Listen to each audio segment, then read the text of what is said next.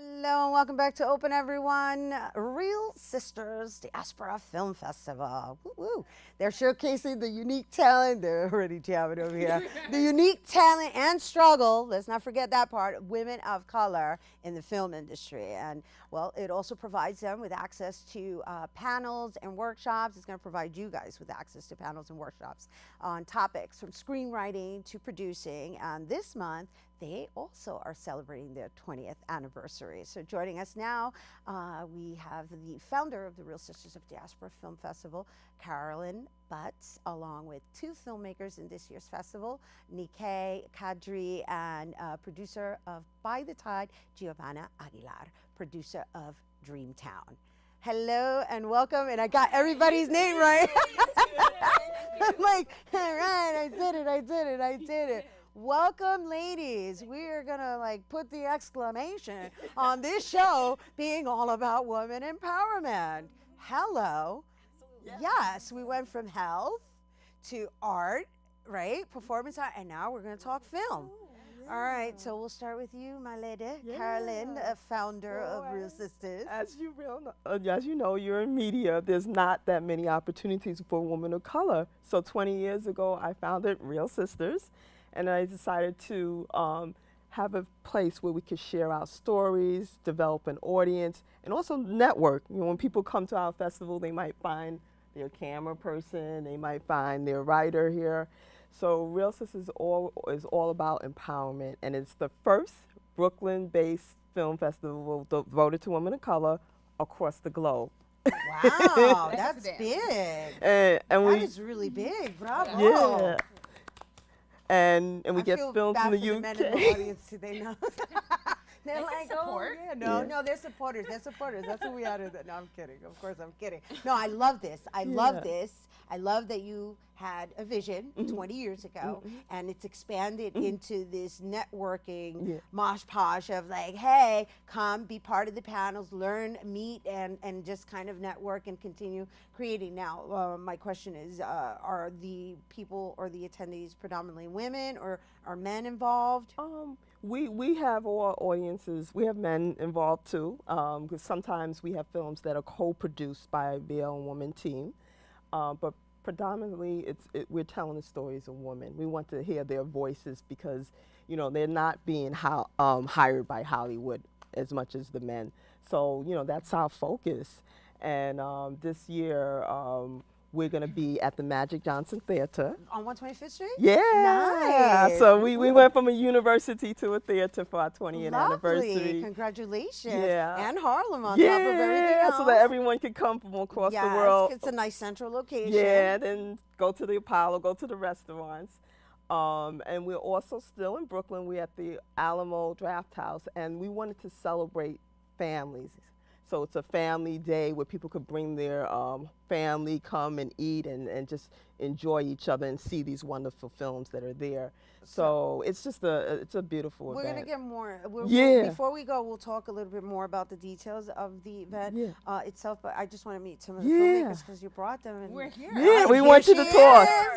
All right, Nikkei, you're up first. So let's talk a little bit about your film. I am the writer, executive producer, and lead actor in By the Tide film, and it tackles depression, which is a really hard topic to talk about. 1 in 4 New Yorkers specifically suffer from depression, so I wanted to bring that theme into film world and also have it surround and follow women of color.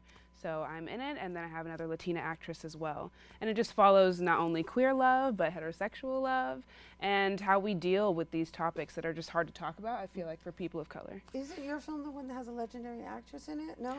No, it's not your film. Right. It's me. It's you. She's like, it's me.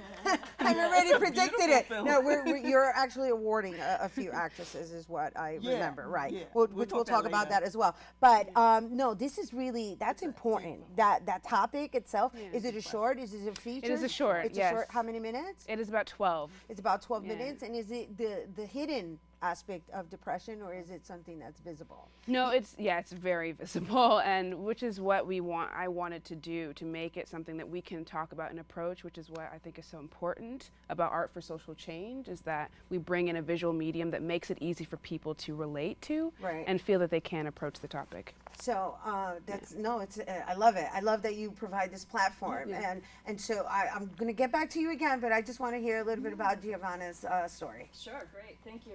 Look forward to seeing your film, by the way. So Dreamtown is a story of, I'm one of the producers, and Betty Bastidas is actually the director. She fell in love with the story. We're both from Ecuador, of soccer in Ecuador, being an underdog country worldwide that never went to the World Cup.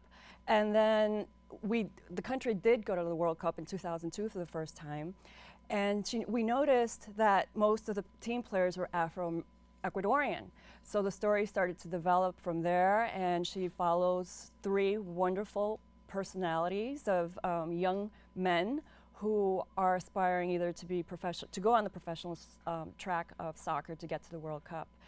And one is someone who actually played in the World Cup, one who is, you know, it tells the different layers of the underdog within the underdog story, the country, then the local hero, but really recognizing and identifying with the Afro culture that has not been celebrated as, you know, unfortunately, right, in Latin America. Yeah. So in general. In general, and so I think it's a wonderful story, and Dreamtown's actually based on the name of the town where a lot of these team players came from, El Valle del Chota, which is an Aryan town about an hour and a half from the capital, from Quito. And it's just so beautiful, and they still have their cultural roots there. They have music that's called el bomba, similar to the Puerto Rican bomba, but more with, I guess, an Andean influence now. And right, which is like the folkloric, yeah, right? Which is what we do as people of color. We celebrate our ancestry. Right. Right, and it's nice to have platforms such as yours to bring it into the forefront for people to view and learn themselves. So how many films are being screened? We have about 33 films that will be screened over 2 days. Over 2 days, okay. So what does the festival look like? Like, what time does it start? What time does it end? Is there a short segment? Is there? No, we kind of mix things together. I mean, there are a few segments that are like 3 shorts, and then there might be a feature length. But you could come at 1 o'clock and stay till about 9:30 at the Magic Johnson's Theater and just have a feast. All right. Well, I like feasts. Thank you so much for being with us, ladies. Thank you. If I have the information, but if you want to share anything before we go regarding the screenings. Yeah, I mean, people could just go to realsisters.org, October 21st, 22nd, and they get all the information, the schedule, the films. Beautiful, beautiful. Thank you, ladies. Thank you so much. Thank you for honoring basically your stories and making sure that they're documented so that people can view them and learn from them. Amen. All right? Thank you. Yeah, thank you. No, don't go anywhere. She's ready to go. No, you guys, for more information.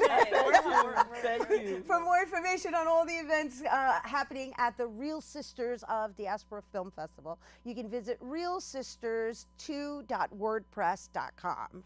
That's realsisters2, the number 2.wordpress.com, right? It's realsisters.org. It's realsisters.org. Yeah. Okay, so just go to realsisters.org and you'll have all of the information there. Okay.